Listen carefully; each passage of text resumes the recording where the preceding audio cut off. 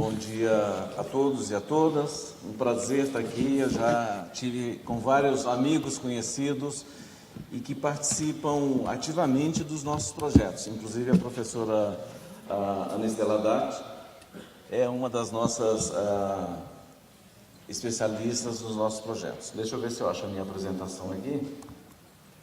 Acho que está aqui. Bom, o DEME já adiantou bastante o que se faz com os recursos do ponto .br e um privilégio que o Brasil tem é de ter um centro de pesquisas produzindo evidências, produzindo dados nas mais diferentes áreas. E o meu objetivo hoje é, num fórum, com especialistas da área da saúde, é falar um pouco de um dos projetos que nós temos da área da saúde. E, aliás, não sei se vocês perceberam que nós temos em comum, o professor Ari Plonsky, o DEME e eu, além de sermos carecas, eu não tenho barba, se tivesse, ela também estaria grisalha, mas nós três somos engenheiros, e estamos aqui num congresso da área da saúde, mas porque nós temos aí essa interface tão importante que é a questão da tecnologia, como ela impacta a saúde, E certamente a saúde, juntamente com a educação, que também é tema deste congresso, é altamente impactado pela tecnologia, ou seja, a tecnologia tem um potencial de impactar o setor da saúde e também da educação. Hoje nós estamos falando de robótica, os engenheiros também estão atuando muito na área médica, A engenharia na medicina ela é muito importante. Hoje a gente vê cirurgias sendo feitas remotamente, cirurgias por meio de robô, a questão do Big Data, e da Data Analytics, como é que a gente pode, a partir de um volume gigantesco que o setor de saúde produz, sobre doenças, enfermidades, produzir conhecimento, e inteligência artificial.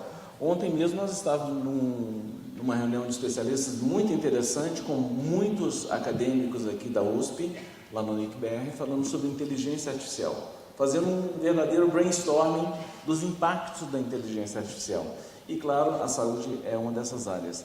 A pesquisa da qual vou mencionar hoje, que é a TIC Saúde, muitos aqui conhecem, até porque participam do projeto, ela tem muitos indicadores. Então eu vou alterar aqui em real time o meu script, não vou falar muito sobre os dados, até porque nós não temos muito tempo, e felizmente eu mudei um pouco a sequência dos meus slides, eu acho que vai funcionar bem. Eu quero falar mais do processo e da importância de construção de evidências para políticas públicas, para a pesquisa acadêmica, para a própria indústria, na área da saúde. E essa pesquisa ela tem dois grandes objetivos. Um deles é entender o que existe de infraestrutura, de tecnologia nos estabelecimentos de saúde no Brasil. Essa é uma pesquisa amostral probabilística representativa. Quando a gente pega os estabelecimentos de saúde, excluindo os consultórios individuais, excluindo as unidades móveis de saúde, incluindo os consultórios odontológicos, nós estamos falando de um universo de aproximadamente 90 mil estabelecimentos, que inclui todos os hospitais privados, de todos os portes, todos os hospitais públicos, as UBSs, a Unidade de Prática de Saúde. Então, este é o nosso universo. Para este universo, essa pesquisa ela é representativa. Então, não estamos falando de consultório individual de um determinado médico. Então, nós vamos, por meio dessa pesquisa, poder gerar evidências sobre que infraestrutura está disponível. E não só do ponto de vista da infraestrutura mais básica, que é computador e banda larga, mas também sistemas médicos, sistemas especialistas, equipamentos de armazenamento de imagens, enfim, todos esses componentes que são utilizados para a entrega de serviço de saúde aos cidadãos. Esse é um grande objetivo. E o outro objetivo é entender como que os profissionais da área da saúde e aí nós estamos falando de particularmente 3 profissionais: os gestores do estabelecimento de saúde, os médicos e os enfermeiros. Como que eles estão adotando essa tecnologia, os sistemas, o prontuário eletrônico, como é esse dia a dia na apropriação e no uso, e também as barreiras. E é justamente nesta análise é que a gente entende um ponto fundamental: a necessidade de formar os profissionais de saúde em tecnologia, né? Então nós vamos observar que existe um gap na habilidade digital desses profissionais. Então isso é uma das evidências que a pesquisa mostra.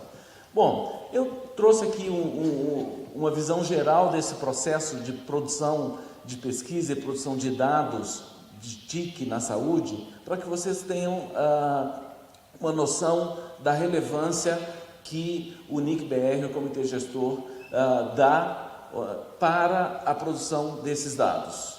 Nós temos um processo que também tem um DNA multissetorial. Nós convidamos acadêmicos, o próprio governo, até porque a origem muitas vezes vem do próprio governo, como é este caso, agências reguladoras, organizações da sociedade civil, organizações de padronização, como é o caso da ABNT, como é o caso da SBIS, a Sociedade Brasileira de Informática na Saúde, entidades de pesquisas como a RNP, a RUT, enfim. Então, nestas caixinhas de cor um pouco esverdeada, o processo ele é participativo e transparente, ou seja, quem define o que medir, como medir, através de que metodologia, seja ela qualitativa, quantitativa, neste caso nós estamos falando de uma pesquisa amostral quantitativa, representativa nacional, é uma tomada de decisão conjunta com esses atores: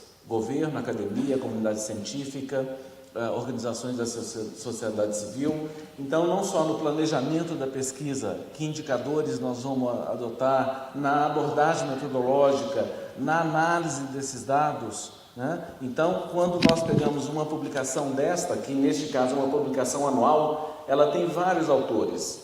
Não é um mérito só do CETIC ou do NIC, mas de todos nós que participamos, como é o caso do professor Messina, a professora Ana Estela Haddad, e eu trouxe isso aqui para mostrar que, por termos esta natureza multissetorial, nós conseguimos ter ou articular uma rede de cooperação muito grande, em 3 grandes pilares.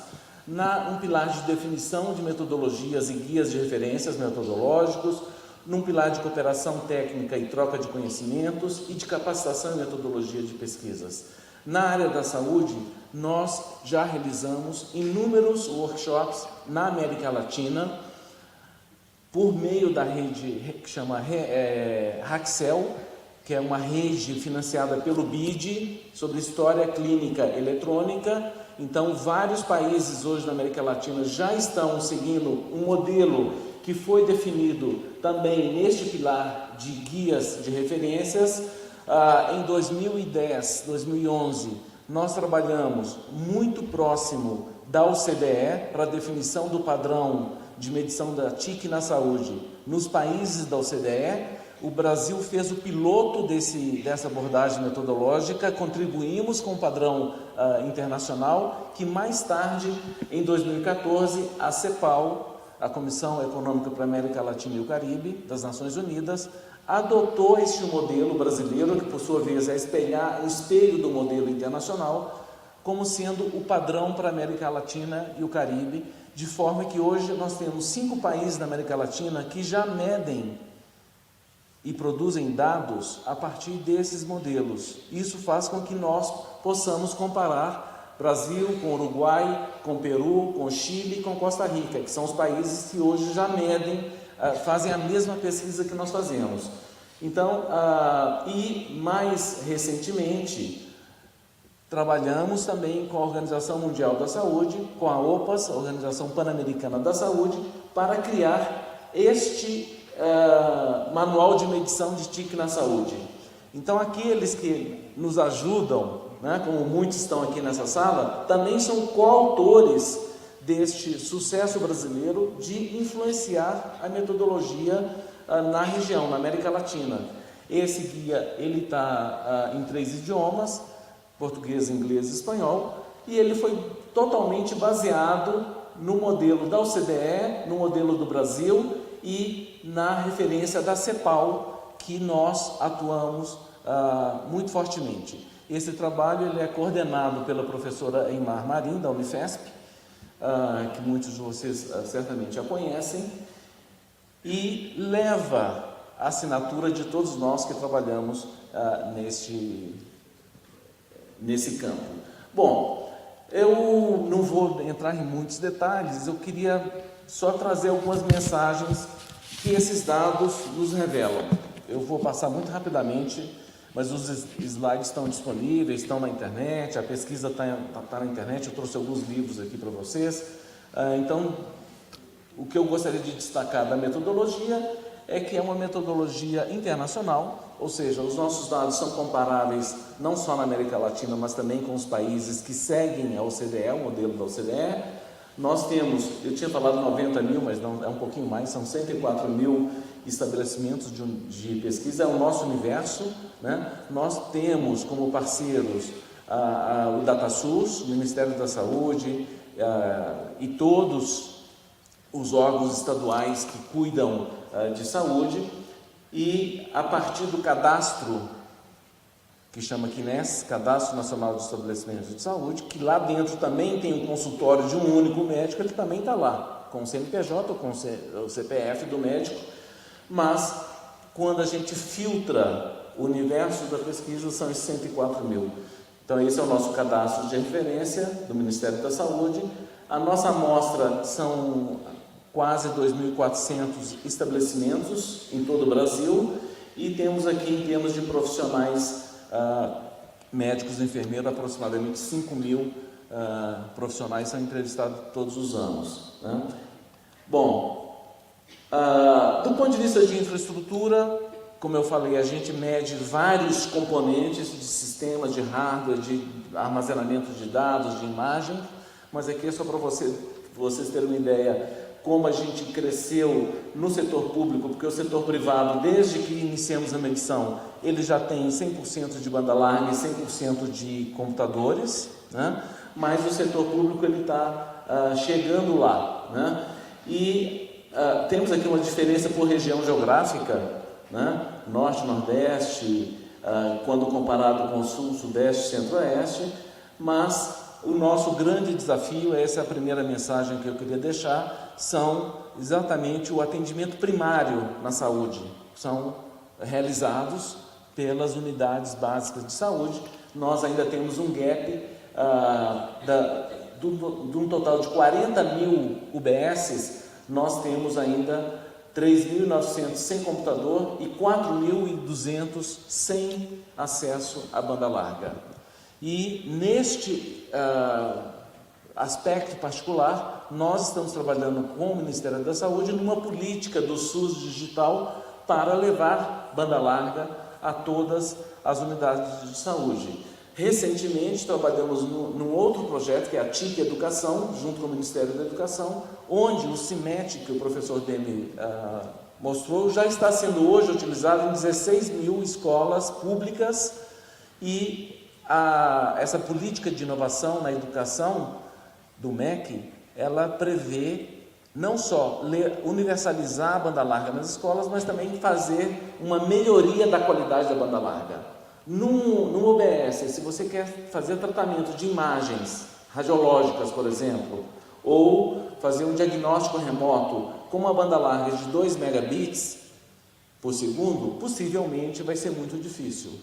E nesse particular, quando a gente abre por velocidades, nós temos o setor público, hospitais e unidades básicas de saúde, com uma banda ainda estreita para as aplicações de saúde, né? Bom, aqui só para dizer que nós temos já uma proporção ainda baixa, mas já é um começo, de hospitais que trabalham 100% com registros administrativos e clínicos totalmente eletrônicos. O mais comum é você encontrar hospitais, estabelecimentos que trabalham no modo misto. Parte desses registros em papel, parte eletrônicos, né? Mas ainda temos uma proporção significativa de 1/3, um pouco mais de 1/3, de estabelecimentos que têm só papel, né?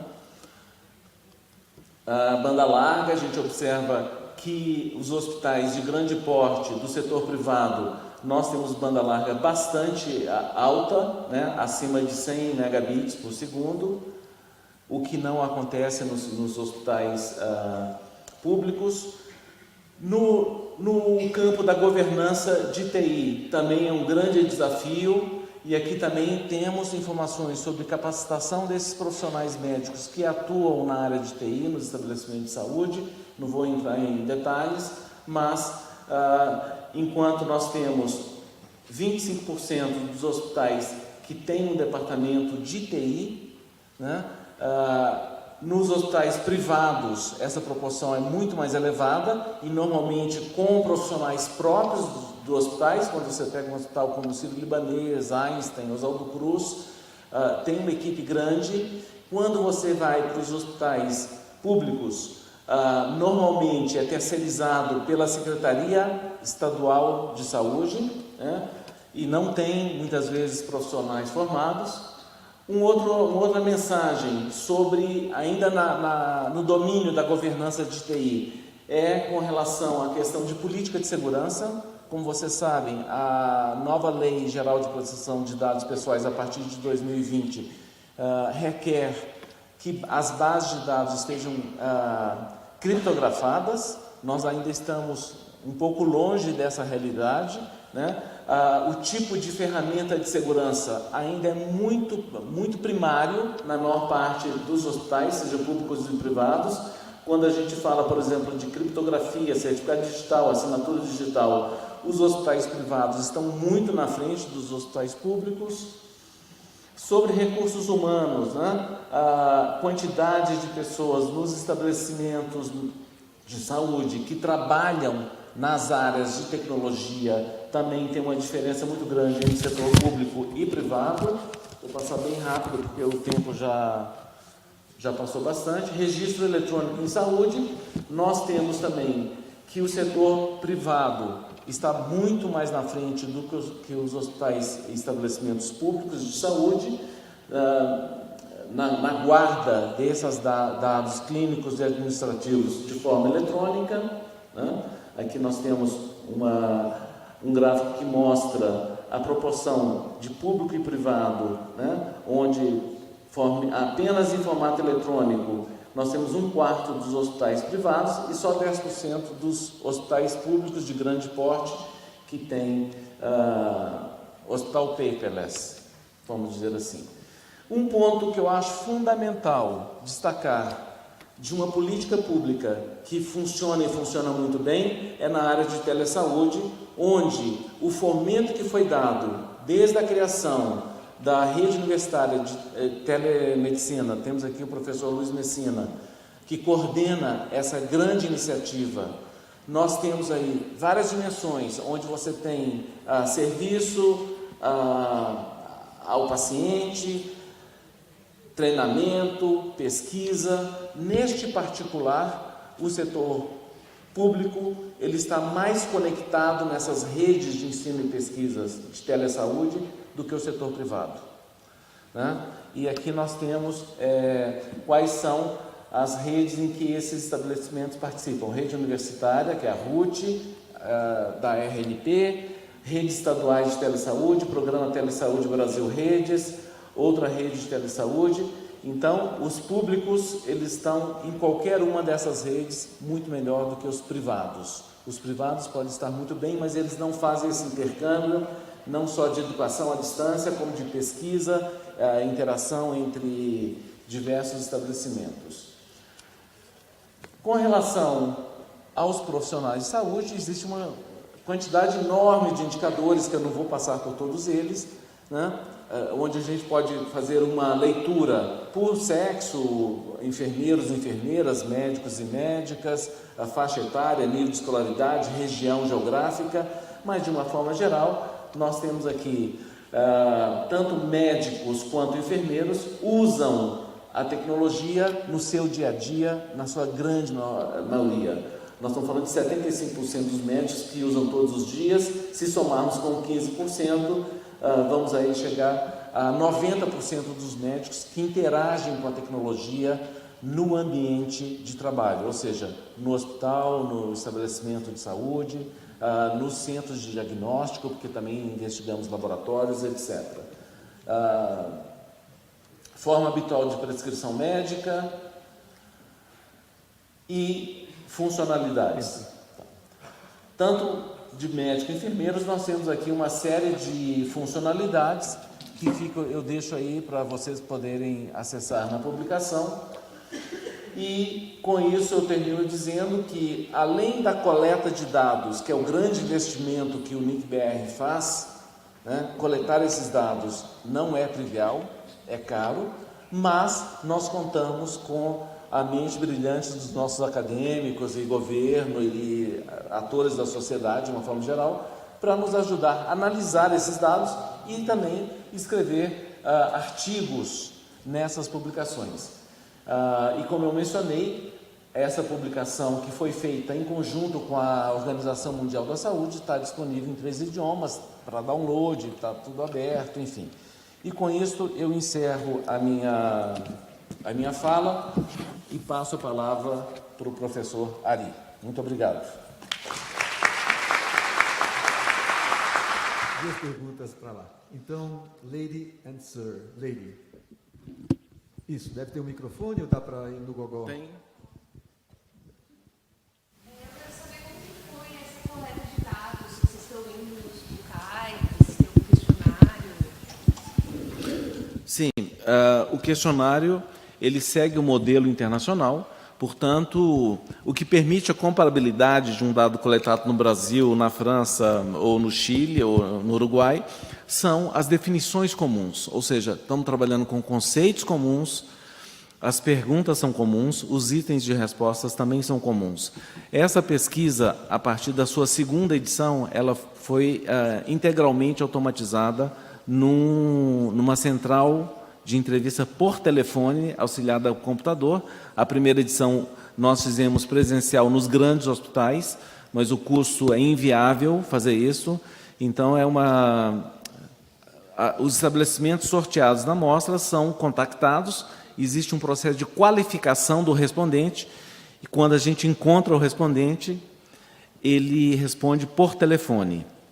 Tá? E é um questionário que é validado por todo esse time aí de especialistas, que no caso da saúde, contamos com 45 especialistas, sendo que aproximadamente 70% são acadêmicos.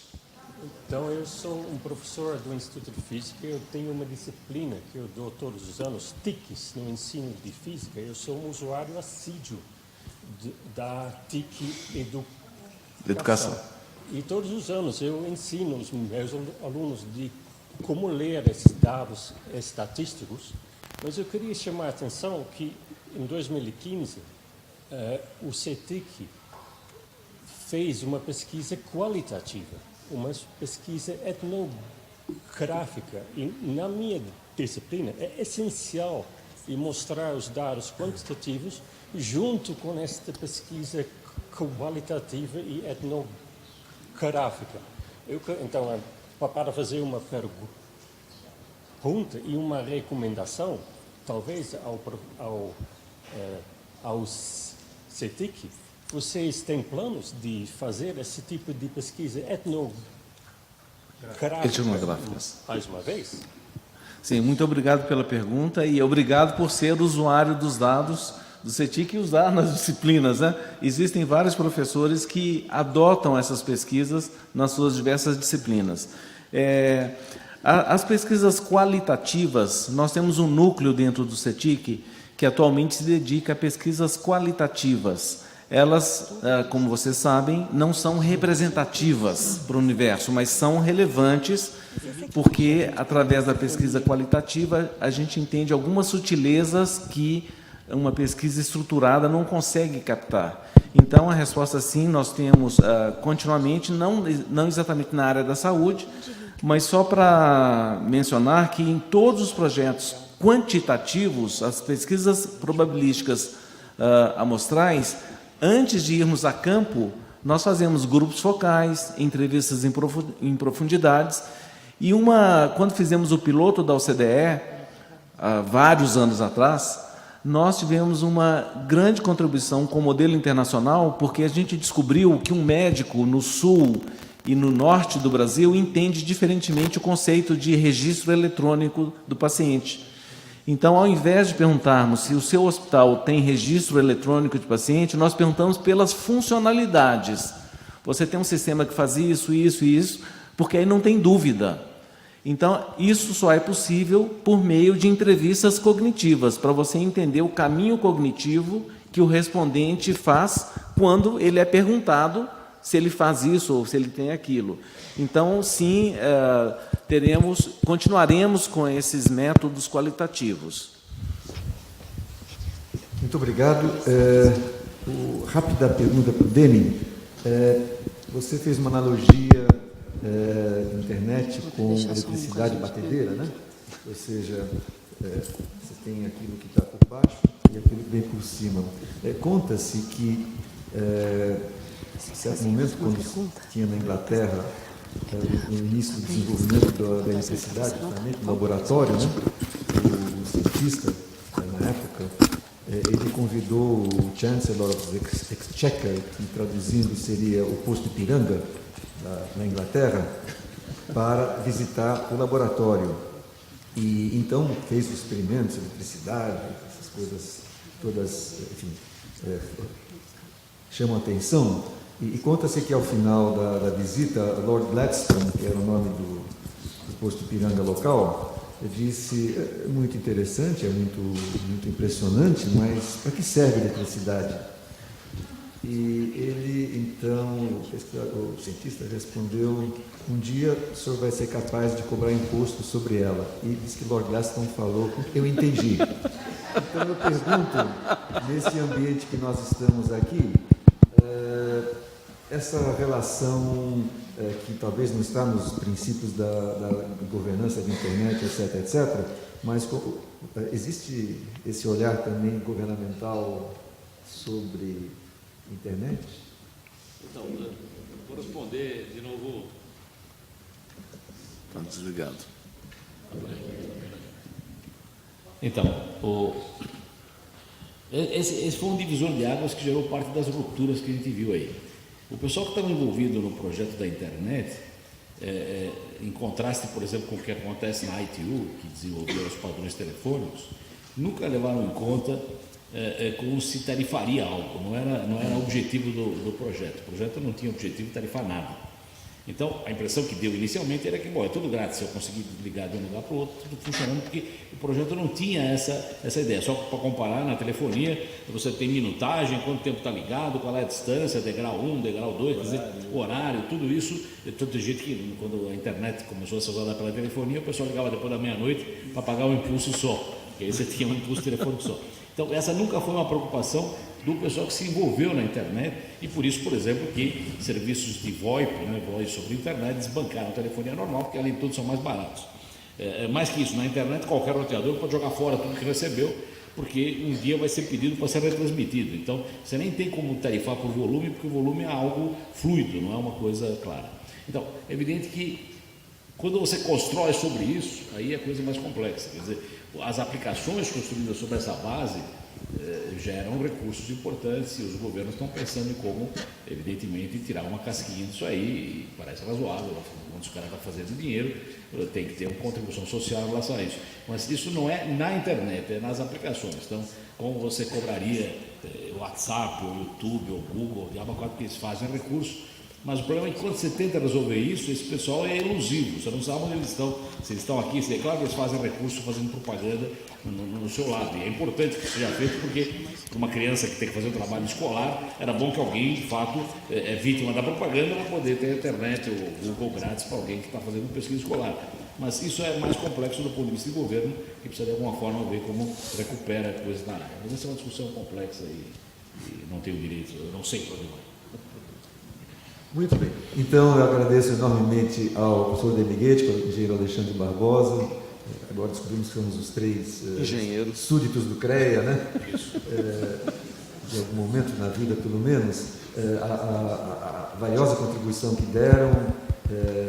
Acho que vocês ficaram engajados com essas apresentações. E, novamente, obrigado por intermédio da Ana Estela ao comitê organizador, e devolvo a palavra a quem sabe o que vai acontecer daqui a pouco.